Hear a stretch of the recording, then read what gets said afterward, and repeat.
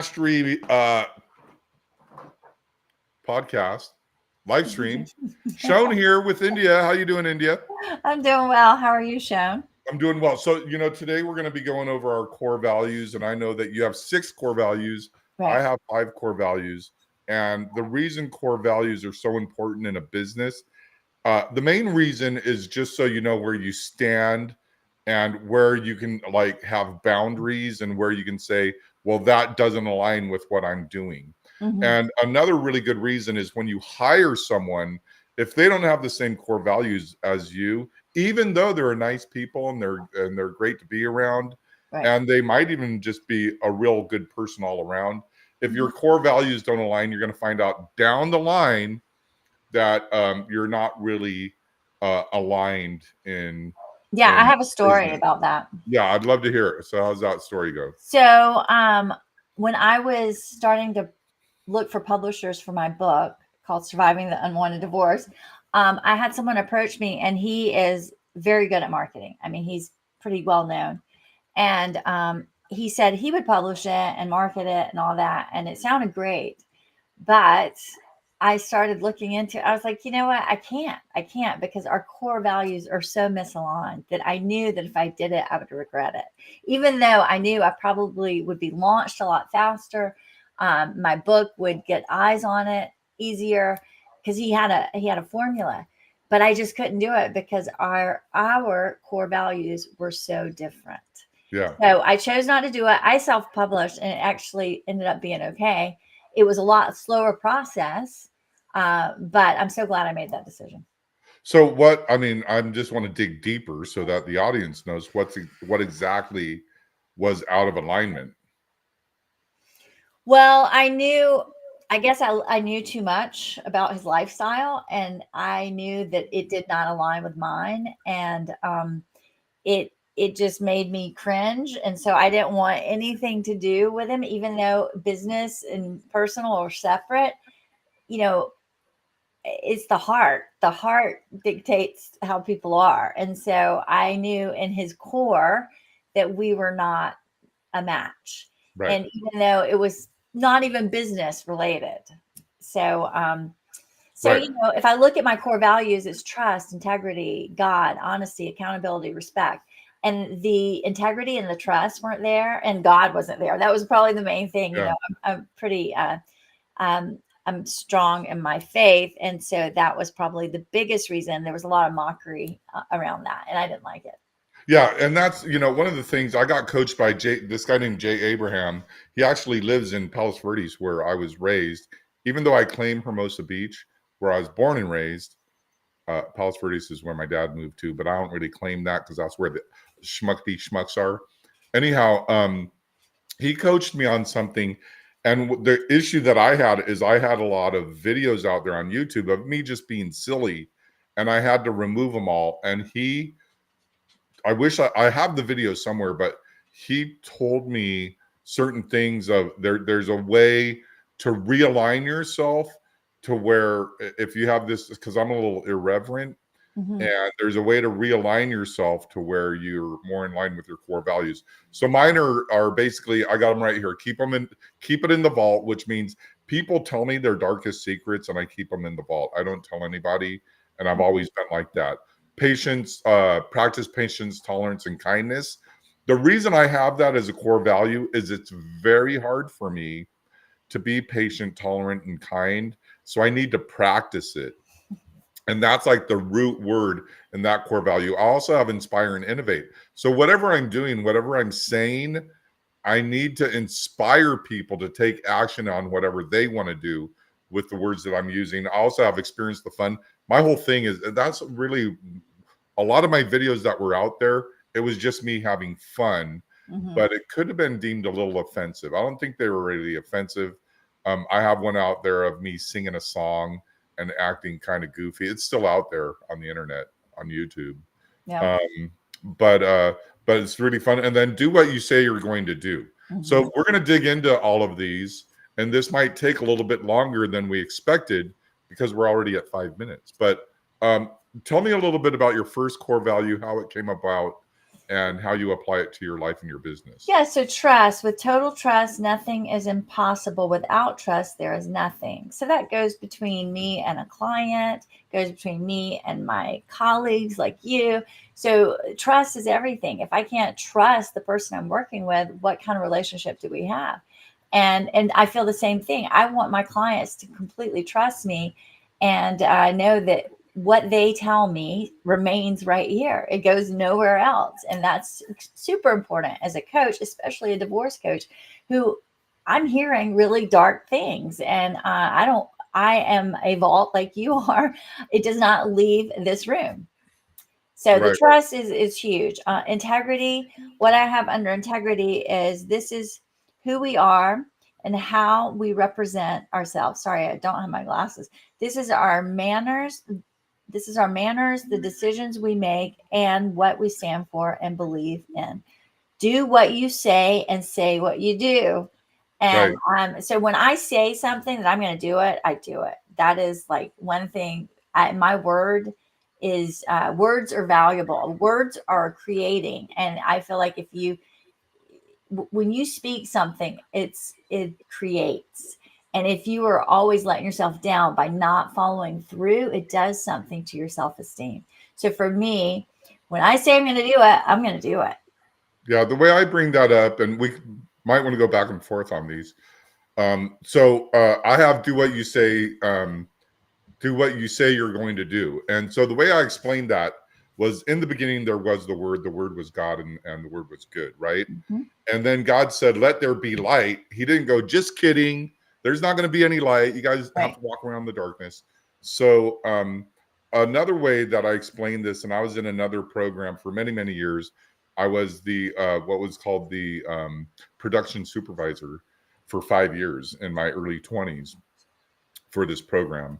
It's called Landmark. Anyhow, I'm a Landmark guy from the 80s. But here's the deal: is we would say is if you're on a flying trapeze, if two people are on a flying trapeze, and one is going and they flip through the air, the other one gives their word. They're going to be there on time to catch that person. And Mm-hmm. if you're not there on time, if you don't keep your word, then that other person dies internally every time. So all of us have that friend that says, "Yeah, I'll be there at 1 o'clock," and they show up at 2:30. And what you end up doing is you go, "Okay, I'll be there at 11:30," because you know they're going to be an hour and a half late. Mm-hmm. You know, down in your heart, you die every time that person's late, and it's vice versa. So then, what's another? What's the other one? Well, that leads to respect, which is also on my list. And I feel like that is disrespectful to the other person because their time's valuable. And if you can't honor that, then you're disrespecting your client, your partner, your colleague, whatever.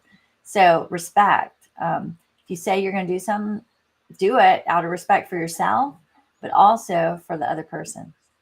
Yeah, and I actually have the practice patience, tolerance, and kindness, and that might go a little bit with your core value of respect. But one of them is check your ego at the door. So I literally have a little hook right here on my desk. You can't see it, but Mm-hmm. I bought a hook and I put it on there. And that hook, just when I see it, it's always there. It's in my peripheral vision. I may not know it's there, but in my unconscious state, I know it's there. Mm-hmm. And what that means is I hang my ego on that little hook. Right. And so every morning when I come in, I'm like, oh, yeah, that's right. Don't be Mr. Know-it-all and don't be arrogant. Another thing, what it means with patience, tolerance, kindness, and love is I demonstrate empathy. Like I can really relate to people when they're in like the depths because we're coaches and they're going to be bringing us these very sorrowful experiences. Mm-hmm. And then I need to be calm and peaceful in that state. Right. So that kind of develops that. But I want to tell you what it doesn't mean. It doesn't mean to belittle others, to be self-centered, and to participate in the drama. So participating in the drama is a big thing for me because what people have the word tolerate and tolerance. And I say tolerate is participating in the drama. And that's when you say, I won't tolerate this anymore. Tolerance is You can have all that drama, but just not around me. Mm-hmm. However, in my business, I'm not going to tolerate drama. It's like we're going to get down to causes and conditions. We're going to understand what's going on. You know, there might be a little drama. We'll let you go through that, and then we're going to get down to what are the next steps to, you know, bring a more healthy experience to this. Mm-hmm. Yeah. What's your next one? So, accountability. I think it's important to have accountability partners. But under that, we are 100% responsible for all that happens to us, even if it's not our fault. We take responsibility for all situations that we're involved in. Accountability equals no excuses. So, accountability, I mean, I love the saying that it may not be your fault, but it is your responsibility. And that goes in your business, that goes in your life, that goes in everything. I mean, even divorce. So, I know that sometimes that's a hard pill to swallow, especially if someone has wronged you when you're going, it may not be your fault, but it is your responsibility. A lot of people get bristly. They're like, what do you mean it's my responsibility? So, that is something that is, again, a hard pill to swallow in after divorce. Is a hard pill to swallow in business when things don't when things go sideways and you look back and you know you kind of want to like not take responsibility, but you have to. So accountability is huge. Yeah, this is a really hard one for me, especially like in relationships with someone that doesn't have that, and where I always have to say, well, here was I was where I was wrong. And then there's that person that will say, yeah, you're right. You were wrong there. It's like, well, wait a minute. Where were you wrong? Well, I'm perfect. And I just Right. float across. That is where you have a conflict in your core values. That is someone that won't work in my business, that won't be able to look at themselves. And I have friends, literally, I don't know why I seem to attract women that are consistently like, yeah, you do need to work on yourself a little bit. And I'm like, but I think that's just like a man woman thing. But the bottom line is, if the core values don't align with that, then it's really going to be issues. I have inspire and innovate. So what that means is we set and achieve goals. So we're using Nifty for that. Continued education. So you have a coach, I have a coach. We both spend upwards of 40 grand a year on coaching. It's because we need to continue our education on what we're doing. And then we also inspire and innovate is create simple solutions. Mm-hmm. The reason I have that in here is because the way my brain works and the way I think, like I'm an architect and I'm an engineer. I was a Microsoft engineer for many, many years. And I think complicated. But my gift is I can take the most complicated stuff and I can bring them to you in a simple solution. So if someone else comes to me with something very complicated, I'm like, okay, can you dumb that down and then come back to me? Because it's your job to understand the technical complications of everything, and it's my job just to understand the simplicity of what you're doing, Right. as a business owner, right? But what it doesn't mean is be lazy, fake it till you make it. And let me tell you about that. That's like taking shortcuts, building something or doing something or implementing something to like, this is the best practice, but I'm not going to do the best practice. I'm going to do it this way because it's faster. Well, there's a reason it's the best practice. Let me give you an example of that.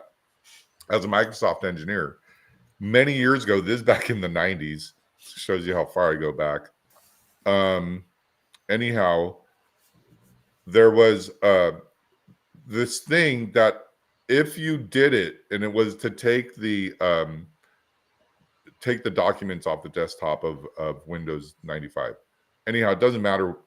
The point was you could do this certain thing, but 5 years down the line, it would break the network. And Microsoft knew this. And they said, don't do it. And so I was in information technology, and the director, he's the vice president, kept telling me to remove it. And I said, no, because it's going to degrade the network. I actually got let go for mocking the guy because I actually said, what part of no do you not understand, the N or the O? Because I can explain both those letters. And I didn't get let go of that, but I almost got fired for it. Okay, but my point is, fake it till you make it is where that, and then provide false hope. One of my biggest things is when we go to people, and now we're working with newer coaches, right? But I don't want someone to think that just because they're doing something, oh my gosh, I can't say this, but I'm not working with someone, but I'm having conversations with someone right now that they think they're going to have this absolutely huge event. And I'm like, Grant Cardone gets like 10,000 people in his events, right? Mm-hmm. That's a lot of people. Yeah. You are not going to 10x that, Mm-mm. right? You're not going to have 100,000 people at your event. The US Festival in 1983 was 500,000 people. But the guy who did that was Steve Wozniak. Who was he? He invented the Apple computer. He was Steve Jobs' sidekick, right? So I don't want to provide false hope and say to someone, oh, yeah, you can do that. Okay, so enough about me. What's your next one? Because you have more than me. But you Yeah, already. so I have honesty. This is a big one and goes hand in hand with trust. We are always 100% honest in all our dealings with the people in our lives. So this is not only my business, but it's also my family core values. So honesty is huge, and sometimes honesty. You have to say it gently, right? So you're with a client or with a colleague. You can be honest, and sometimes you have to. There's a Sandler saying that if you feel it, say it, but say it gently, and so that comes hand in hand with even coaching, because oftentimes mindset is what's keeping people stuck. And so even though this person might be in a very vulnerable place, you can call it out, but gently. And anyway, so what's your take on honesty? Well, I can go into that, but there's a thing in 12-step programs where it says, does it need to be said? Does it need to be said now? And does it need to be said by me? Right? Mm-hmm. That's the big one. Does it need to be said Yeah. by me? A lot of the things in spiritual growth is it's not the things that we do, it's the things that we don't do. It's like, this needs to be said, but it doesn't need to be said by me, so I'm not going to say it. But people don't see me not saying it, right? That's the spiritual aspect. That's humility, where people see they don't see the humility that all of us display, right? But then there's the other thing. Go ahead. Were you going to say I was something? going to say, you can often, without even saying it, you can ask a question and then they come up with it. You know what I mean? So Yeah. a lot of times being honest is asking the right question. Yeah. Well, yeah, there's that. And then we also have something called the diamond in the rough, or what I like to call the beep sandwich. Hey, man, someone beat me. Someone got their finger on a button. But the thing is with that is where you give two positives, then you give the truth, and then you give another positive. Mm-hmm. And it would be something to the effect of, if someone embarrasses you every time you go out, and I do have friends like that, and maybe I'm that guy once in a while, but I have a friend that you can't go anywhere because he attracts so much negative attention, that you're like, dude, we're at a gas station and people are looking at us. I just want to pump the gas. Don't get out of the car and act weird. And so I would say, hey, you know what? I really enjoy, I really love the fact that you and I are friends, and you've helped me out in so many things. And you've also, your company, we go to concerts with each other. We have a good time doing that. When you act dysfunctional at group level in public, it embarrasses me and it embarrasses you. I know you think it doesn't, but it's really uncomfortable. And I don't want you doing that around me anymore. I'm not going to hang out with you. But I look forward to going to more shows with you, right? Yeah. So I have to do two positives and then the truth and then another positive. So that's kind of the way that I approach people with what's it called, confrontations. Mm-hmm. Mm-hmm. My next one is experience the fun. We're coming up. We're coming up on a half an hour, but I like experience the fun. It's high energy, passion, and gratitude, and participation. So one of the things with me is I don't laugh a lot, but I don't cry a lot, and I have a lot of fun, but I'm not the guy. Um, I'm not the big, huge laugher. Okay. but I do want to participate in the fun, right? And so I always am. But what experiencing the fun doesn't mean is negativity, judging the results like, oh, well, that would have been better if, right? That's not allowed. And then this is the big one, it's the vampires. Okay. And if you don't know what a vampire is, you might even be one. It's when you go to a mixing event and that one person talks to the person, like say like there's a keynote speaker, and that one person just puts their fangs in their neck and won't stop talking to them. And there's like a big line of like 30 people that want to talk with the keynote, and that one person is going like 10 minutes. And all you got to do, hey, I like what you said, da da da, pleasure to meet you, and go on.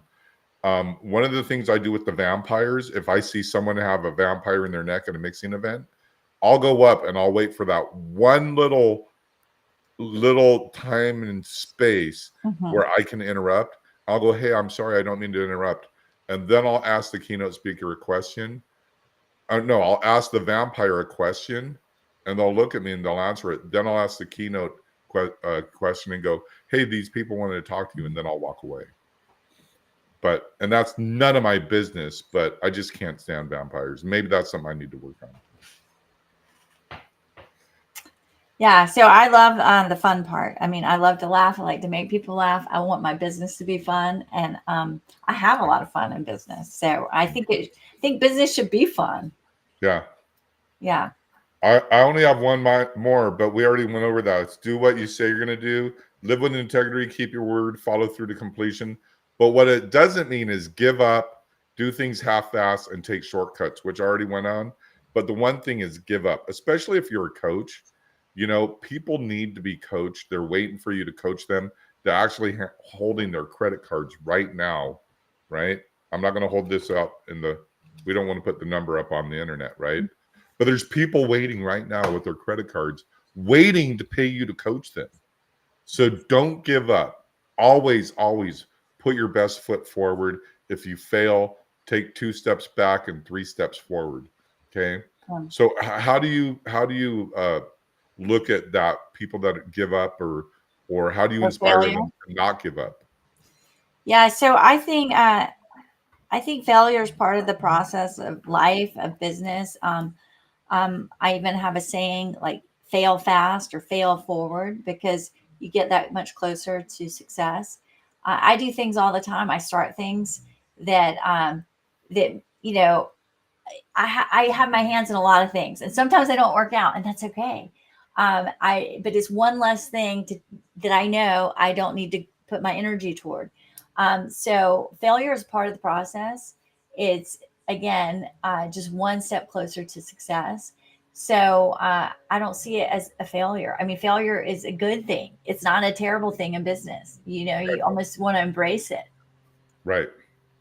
And the thing with failure is many times you can learn from it, but also a lot of people don't know that what you think is a failure to them is an epic success. Mm-hmm. I don't know if I told you about that when I saw that band and they almost broke up. I went to this show and these guys knocked it out of the ballpark. One of the best concerts I've ever been to. The next year I went to see them again when they were in town. And then I heard behind the scenes that they almost broke up the year before at the concert I went to, because they all thought that they sucked and that they brought a horrible performance. So what was the best performance in my life, they thought was the worst performance. Mm-hmm. So your failure always isn't a failure. It's just how you perceive it at times. Yeah. Yeah. And it's a stepping stone, you know. Okay, so cool. So tell us a little bit about Fridays. What's going on these Fridays in March of 2024? So yes, we are having, Shone and I are leading a master class, and it is free, and it's on Fridays at 10 a.m. Pacific time. And so we're going to go over marketing strategies, and it's a great way to be a part of a community. And here's the thing, you know, coaches are welcome, but here's the great thing about it is oftentimes the question you have that you put forward is often something someone else is thinking but may not have asked. And so we learn from each other. And so we'll be covering that every Friday, 10 a.m. Pacific time. And what else, Sharon? What else can we Yeah, talk well, about? you want to go to coachmarketingmasterclass.com. That's coachmarketingmasterclass.com to sign up for these Fridays. We're going to be doing it every Friday. I think I'll be there. I am flying out to my mastermind group that is in North Carolina coming Mhm. up next week. But the other thing is, some of the people are there. This is for newer coaches, seasoned coaches. We had actually a gentleman last week that was very advanced in business, already had a successful business, Right. and wanted to create the same thing out here, but just needed the revenue. So it needed the money. And since I'm an investor, he might have been hinting to me. He might have read my LinkedIn profile, and I'm in a collaborative. So we have the money to invest, but he didn't just come out and say, let's sit down and talk, discuss money. But that wasn't the space or time to do that. So it's coachmarketingmasterclass.com. Go ahead, go there now, sign up. We'll see you then. And then, India, what are your closing thoughts when it comes to the core values? Well, the core value, I actually wanted to touch on the seasoned professional that came to our class. He actually, in that session, discovered that there was one thing that was missing that he could be doing right now. Yeah. And that was speaking more. So Sharon and I really helped him uncover that. So now he's got a whole new avenue to explore and go downs to bring more clients and make more revenue. Absolutely. So closing thoughts, masterclass. The masterclass is a lot of fun. So Well, we the do closing thoughts on the core values. core values. Yeah. So my last one, I'll be super brief, and it's faith. It's faith versus fear. Faith that it's going to be okay. And I am a big believer that I have expectation that things are going to work out. And so I want to bring that to the table because if you're a new coach and things look a little bit daunting, we can help. And we expect, because we actually have done so much of this ourselves, we expect that you're going to be successful and we can show you how to do it. Right. Yeah, and there's a saying that fear knocked at the door, faith answered, and there was no one there. Right. And one of the things when it comes to that is it takes a tribe, it takes a village to help get to where I am. First of all, I had to have a coach, my best coach ever, Craig Jacobson, first guy that helped me get to where, well, he wasn't my first coach, but the one who got me to where I'm at now. Right. Like, I was there every week, and he said the same thing over and over and over. And I'll tell you, the number one thing he taught me in all of my marketing skills was not marketing at all. It was how to interact with a woman or a wife. And what he said is, Sean, it's your job to cause the least amount of stress in her life. And I was like, wow, that was a big deal for me. But yeah, with the faith and the fear and the community that we have, come to coachmarketingmasterclass.com, learn more about it, and then we'll see you Friday, 10 a.m. Go ahead, India. Yeah, see you there. Hope